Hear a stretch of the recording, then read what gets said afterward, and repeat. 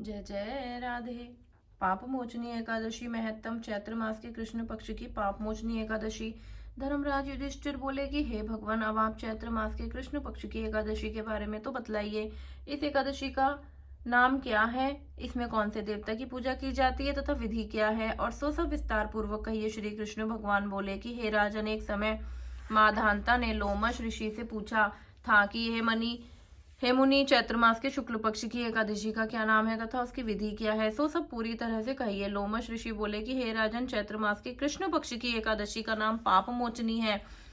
उसके व्रत के प्रभाव से मनुष्यों के अनेक पाप नष्ट हो जाते हैं। इसकी कथा इस प्रकार है। प्राचीन काल में एक चैत्र रथ नामक वन था। उसमें अप्सराएं वास करती थीं। वहां हर समय वसंत रहता था, अर्थात उस जगह सदैव प्रत्येक तरह के पुष्प खिले रहते थे।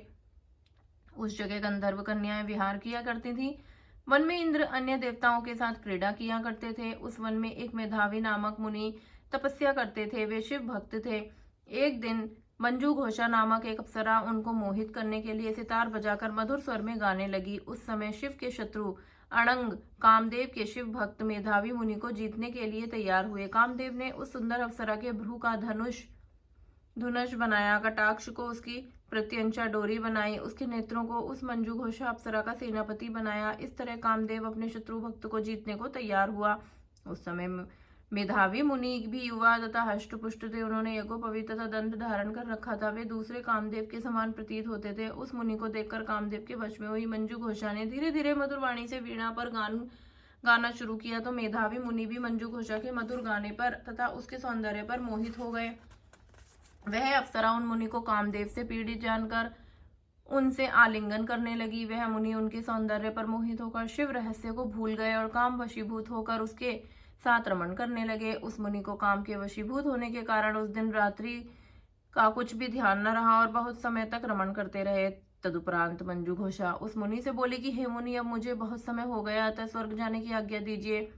उस अप्सरा के ऐसे वचनों को सुनकर मुनि बोले कि हे सुंदरी, तू तो आज इसी संध्या को आई है, अभी प्रातःकाल तक ठहरो। मुनि के ऐसे वचनों को सुनकर अप्सरा उनके साथ रमण करने लगी और बहुत समय बिता दिया। फिर उसने मुनि से कहा कि हे देव, अब आप मुझे स्वर्ग जाने की आज्ञा दीजिए। मुनि बोले, अभी तो कुछ भी समय नहीं हुआ, अभी तो कुछ ही देर ठहर। इस पर वह अप्सरा बोली कि हे मुनि, आपकी रात्रि तो बहुत लंबी है, अब आप सोचिए कि मुझे आपके पास आए कितना समय हो गया। उस अप्सरा के वचनों को सुनकर मुनि को ज्ञान प्राप्त हुआ और वह समय का विचार करने लगे। जब रमण करने से उसका प्रमाण 57 साल 7 माह और 3 दिन ज्ञात हुआ, तो वह उस अप्सरा को काल का रूप समझने लगे।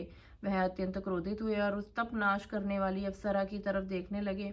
उसके अधर कांपने लगे और इंद्रियां व्याकुल होने लगी। तब मुनि उस अप्सरा से बोले कि रे दुष्टे, मेरे तप को नष्ट करने वाली, तू अब मेरे श्राप से पिशाचनी हो जा।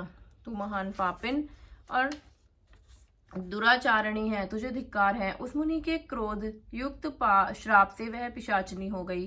तब वह बोली, हे मुनि, अब मुझ पर क्रोध को त्याग कर प्रसन्न हो जाओ और इस श्राप का निवारण कीजिए। विद्वानों ने कहा है कि साधुओं की संगत अच्छा फल देने वाली है, इसीलिए आपके साथ में मेरे तो बहुत वर्ष व्यतीत हुए, अतः आप मुझ पर प्रसन्न हो जाइए। तब मुनि को कुछ शांति मिली और उस पिशाचनी से बोले, ऋदुष्टे, तूने मेरा बड़ा बुरा किया, परंतु फिर भी मैं श्राप से छूटने का उपाय बतलाता हूँ। चैत्र मास के कृष्ण पक्ष की जो एकादशी है उसका नाम पाप मोचनी है।